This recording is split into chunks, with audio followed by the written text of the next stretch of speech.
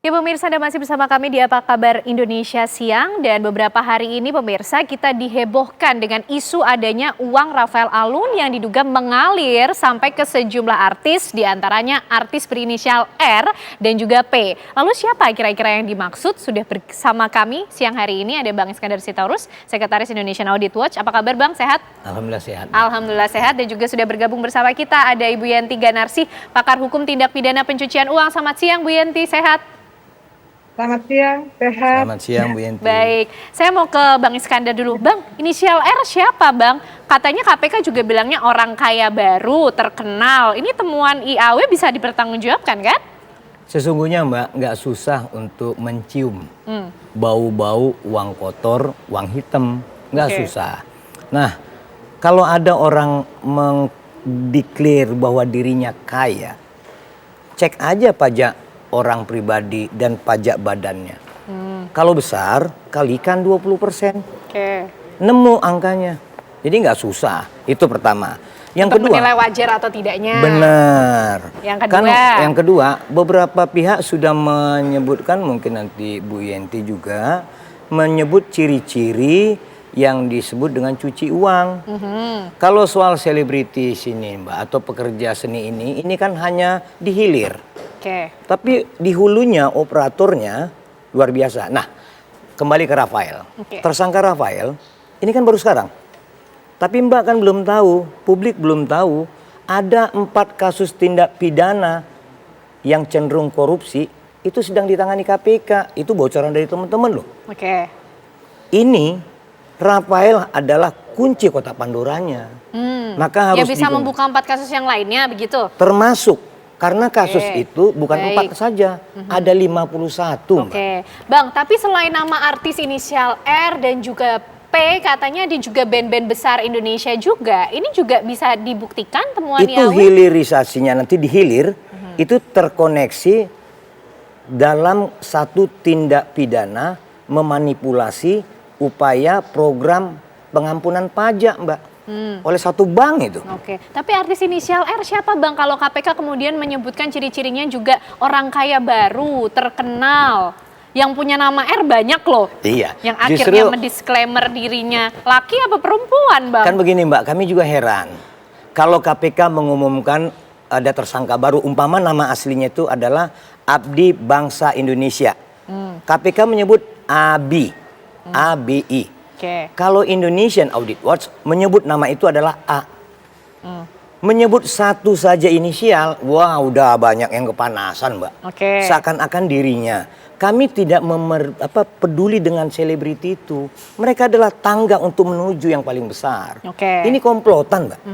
Tapi kan seenggaknya dengan adanya nama-nama artis ini kemudian kita jadi tahu Bang, TPPU bisa dilakukan kemudian modusnya ke perorangan gitu. Makanya kita juga pengen tahu. Kalau kita menggunakan pencucian uang nanti itu Bu Yanti lah. Kepada orang yang ujuk-ujuk tidak dikenal, naik, orang nggak percaya, malah dikorek-korek loh. Tapi digunakanlah orang-orang yang sudah berada posisi tenar, terkesan kaya, makanya kita sepakat dengan orang kaya baru. Kami nggak pernah mengatakan seperti apa. Berarti cukup yang dimaksud inisial R dan P ini orang kaya baru, terkenal, termasuk yang mengaku dirinya sultan-sultan baru ini sekarang juga Bang? Kan itu baper. Makanya kita bingung kok sampai-sampai orang mengklaim ada upaya hukum ini. Dilakukan saja, kami nyebut R kok. Masa kita menyebut ada hantu yang begini, kan enggak. Kita inisial, malah lebih sederhana inisial kita ketimbang inisial aparat hukum. Tapi crazy rich Bang, R dan P ini? Di data kami disebut orang kaya baru. Namanya inisial R. Terkonsolidasi pada korporasi tertentu yang muara terdekatnya kepada Rafael itu adalah istri sahabat Rafael yang kepala pajak itu juga. Berarti hubungannya R dan P dengan Rafael ini seperti apa Bang? Wah, benang kusut. Kalau diuraikan benang kusutnya? Iya, rumit. Tapi ada satu simpul yang membuat kami tertantang adalah saat itu bapak-bapak KPK kan memanggil keluarga Rafael. Rafael, istrinya dan putrinya. Keluarga. Kami menjadi tertantang. Keluarga itu kan hubungan darah, hubungan semenda atau perkawinan. Nah kok yang kawin nggak dipanggil gitu. Itu saja, Maksudnya artis-artis R dan P ini? Enggak. Kenapa hanya sampai sebatas anak perempuan? Padahal si anak perempuan itu sudah nikah. Oke. Dipanggil dong. Oke. Kan itu keluarganya Rafael, tersangka ini. Kemudian kita perlu catat, belum pernah sejarahnya KPK berdiri. Dari LHKPN, mereka kekeh dan yakin, seyakin-yakinnya mentersangkakan penulis LHKPN itu. Oke, nah berarti Ini hal baik loh. Oke, berarti hubungannya tadi antara inisial R dan P ini dengan Rafael apa sih Bang? Investor kah? Rafael sebagai investor kah dari mereka atau ada hubungan keluarga itu tadi? Kalau Kami temuan dari mengatakan IAW seperti apa? terkonsolidasi, Mbak. Konsolidasi hubungannya? Terkonsolidasi. Nanti kita lihat siapa menggerakkan siapa. Nanti Apa kelihatan sebagai loh. apa? Nanti kita akan lihat. Oke. Ini kami dorong ke KPK karena pertama kami melihat ada keluarga Rafael yang tidak dipanggil. Kemudian ada rumah Rafael yang kami datengin itu, tunjukin ini Pak KPK rumah pertamanya kok nggak digeledah. Yang di Jakarta Barat. Oke. Artinya simpul-simpul kami melangkah dan menyebut inisial, satu inisial dari mungkin 3 suku atau 4 suku kata namanya. Itu kan menunjukkan kami paham. Tapi kami berhitung dengan sangat rinci supaya tidak bersentuhan dengan hukum. Oke, karena Jadi, nanti tapi ini tetap ujungnya harus diusut secara hukum. Kami begitu ya? sudah sampaikan ke Oke, KPK. baik. Bu Yanti, fenomena apa sih Bu yang tengah terjadi? Modusnya memang sekarang seperti itukah? Tidak hanya kemudian TPPU ini ke bisnis, organisasi, tapi juga ke perorangan, begitu? Iya, TPPU itu kemana-mana ya. Saya juga ingin klarifikasi ya bahwa tindak pidana pencucian uang yang sudah yang sudah selesai perkaranya lah ya, diselesaikan itu banyak. Bukan tidak bisa, bukan sulit juga, banyak.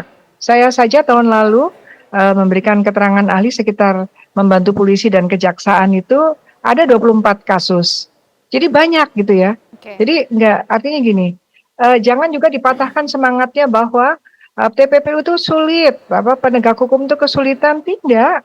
Itu tadi seperti yang katakan Pak Iskandar. Kan ini sekarang kan kasus utamanya kan jadinya korupsi. Walaupun sejak awal kita LHKPN, kemudian ada LHA dari PPATK, saya bilang masuk dari TPPU juga bisa mestinya. Tapi KPK lebih aman kalau masuknya dari dari korupsi dulu. Dan dari korupsi itu mengalir kemana-mana. Nah nanti yang data dari Pak Iskandar itu, nanti kita lihat apakah memang mereka bersekongkolnya itu, bersama-samanya itu, bersama pada waktu melakukan tindak pidana korupsinya berkaitan dengan pajak. Bu Yanti? Apakah setelah Ya, Bu Yanti? oknum pajak ini uangnya Bu mengalir, Yanti, kemudian mereka oke. Bu Yanti, maaf kami potong sejenak, Bu. ada 170 miliar yang ditanamkan di satu usaha dan kemudian jadi triliun kan gitu ya, saya baca itu seperti itu.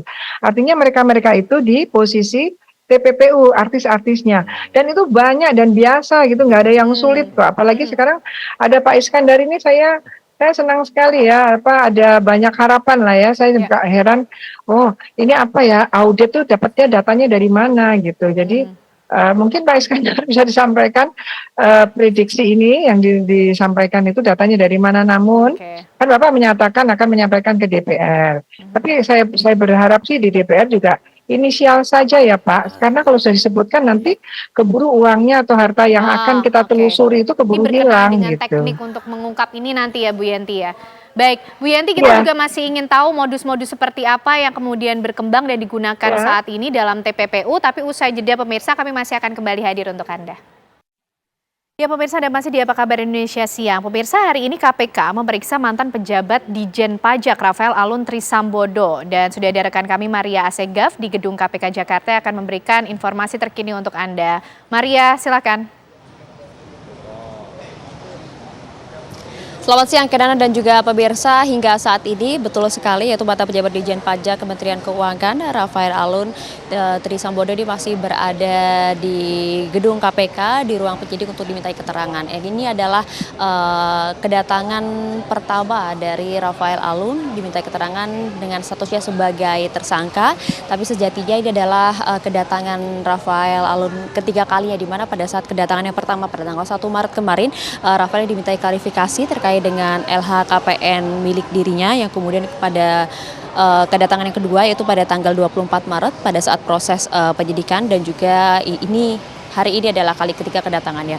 Apa yang kemudian dipertanyakan oleh pihak penyidik KPK dalam hal ini dalam pemeriksaannya sebagai tersangka pada hari ini tentu memintai klarifikasi dengan sejumlah barang sitaan yang sudah diamankan oleh pihak KPK, yaitu pada Senin kemarin diantaranya terdapat safe deposit box senilai 37 miliar rupiah, kemudian ada 70 tas mewah milik istri dari Rafael, dan juga ada sebuah sepeda dengan harga yang cukup fantastis yaitu bermerek Brampton, terus kemudian juga ada uang tunai senilai 40 juta rupiah. Ini yang kemudian nanti akan dimintai klarifikasi oleh pihak penyidik kepada tersangka Rafael. Belum lagi kemudian pihak KPK juga akan melihat ketidakselarasan antara profil dirinya sebagai pejabat di Ditjen Pajak Kementerian Keuangan dan juga kemudian LHKPN selama ini, yaitu kalau kita lihat dari LHKPN milik Rafael itu pada tahun 2021 kemarin total kekayaan Rafael mencapai 56,1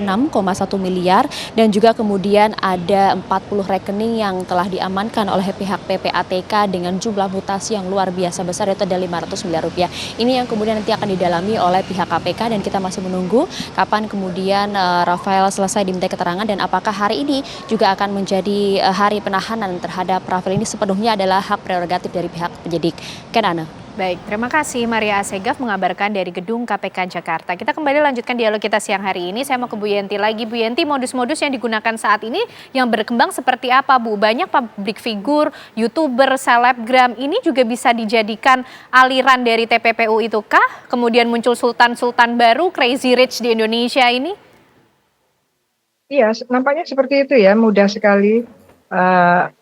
sekali mereka-mereka itu terbujuk ya. Padahal kan kita tuh sudah ada undang-undang pencucian uang. Itu sebetulnya orang untuk melakukan transaksi, apapun transaksi itu begini. Ada hubungan antara orang, dan kemudian ada pemberian. Apakah itu uang, apakah itu barang, itu kita harus hati-hati. Jangan sampai yang kita terima itu ternyata dari orang-orang yang terlibat kejahatan. Itu akan berakibat bahwa kita yang menerima saja, itu berarti terlibat dengan pencucian uang pasif. Nah, saya nggak tahu ini yang belum tahu ya, karena memang baru dari Pak Iskandar ya. Apakah kalau lihat lama sekali itu ya, atau kalau terlibat di kong kali kong untuk pajaknya, bisa jadi kan sama-sama turut serta di dalam korupsinya.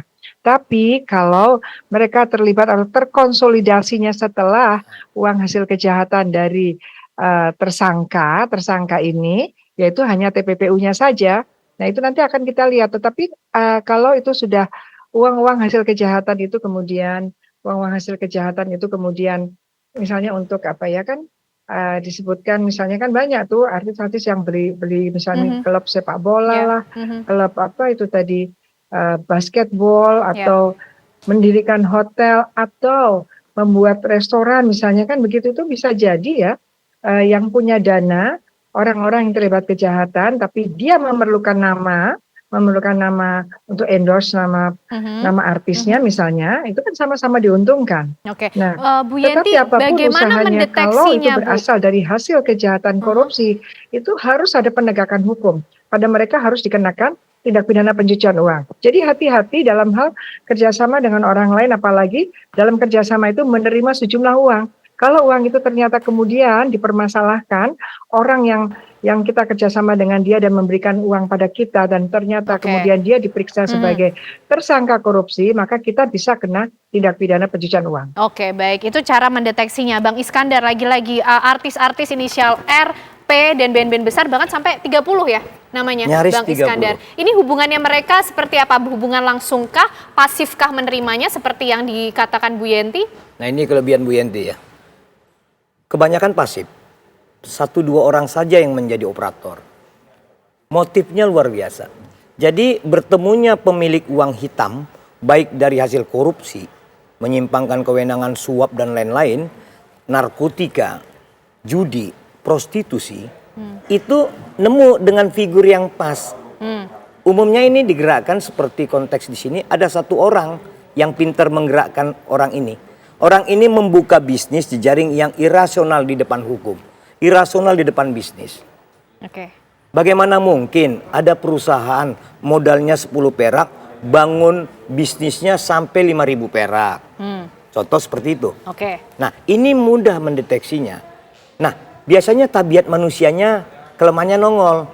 Ego, sombong, pamer, hedon. Umumnya Mbak, uang yang Jadi didapat... mudah terdeteksi Iya, akhirnya. uang yang didapat dengan keringat. Contoh miliuner Indonesia. Ya. Nggak hedon. Menjaganya pun akan hati-hati. Sangat Oke, hati-hati. Bang Iskandar juga sempat menyebut ada inisial artis kalau tidak salah P yang kemudian juga sempat nyawer ke kepala daerah kalau saya baca sampai 22 gubernur, Bang. Temuan ini benar nggak? Sangat benar. Itu konsolidasi arus kasnya tercatat dengan rapi di PT Asuransi Bangun Askrida. Periode 2018 ke 2022, 4,405 triliun diterima kurang lebih 22 orang gubernur. Nyawernya ini untuk kepentingan apa sih, Bang? Kalau temuannya IAW? Ini sebenarnya kickback, tapi dijudulkan, dinamakan biaya komisi. Kita kan nggak enak calon pemimpin bangsa kita berasal dari mereka-mereka itu. Oke. Kita tidak mau, bukan? Nah, ini yang kita dorong bersama-sama. 22 itu 3/4 republik ini loh, Bang. Lah, memang Besar sekali. Faktanya perusahaan ini 100% sahamnya dimiliki oleh pemerintah provinsi dan Bank Pembangunan Daerah Provinsi. Semasif itu? Iya. Oke. Sudah lama Bang ini memainkan peran itu. Oke. Kami sebut nama inisialnya, kami sebut bagaimana runtutan uang itu mengalir, kami sebut kapan itu terjadi. Kami bahkan mendapatkan data pernyataan bank dari Bank Mandiri. Kami mendapatkan analitatif dari Otoritas Jasa Keuangan. Makanya 22 gubernurnya mingkem. Nah, temuan itu juga sudah disampaikan ke KPK? Kita sampaikan KPK. Oke, baik. Berarti kita tunggu tindak lanjutnya seperti apa? Kami percaya KPK mampu. Baik, kita percaya KPK mampu dan bisa mengatasi ini semua. Seburuk-buruk KPK, Baik. saat ini yang terbaik adalah mereka. Oke, baik. Kita tunggu nanti ya kelanjutannya Mari, seperti apa. Terima kasih Bang Iskandar Sitorus Terima kasih, dari Mbak. Indonesia Audit Watch dan juga ada Bu Yenti Ganarsi, pakar hukum tindak pidana pencucian uang. Terima kasih Bang Iskandar, Bu Yenti, sehat selalu semuanya. Terima kasih Pak Iskandar, infonya Nah, pemirsa apa kabar Indonesia siang masih belum berakhir karena kita masih memiliki informasi yang lain Bang Iskandar yang akan kita hadirkan di sini gitu. Ya, dalam segmen One Hot Topic usai jeda pemirsa masih akan kita hadirkan kasus mutilasi sadis yang terjadi di Sleman, Yogyakarta. Oke. Tetaplah bersama kami.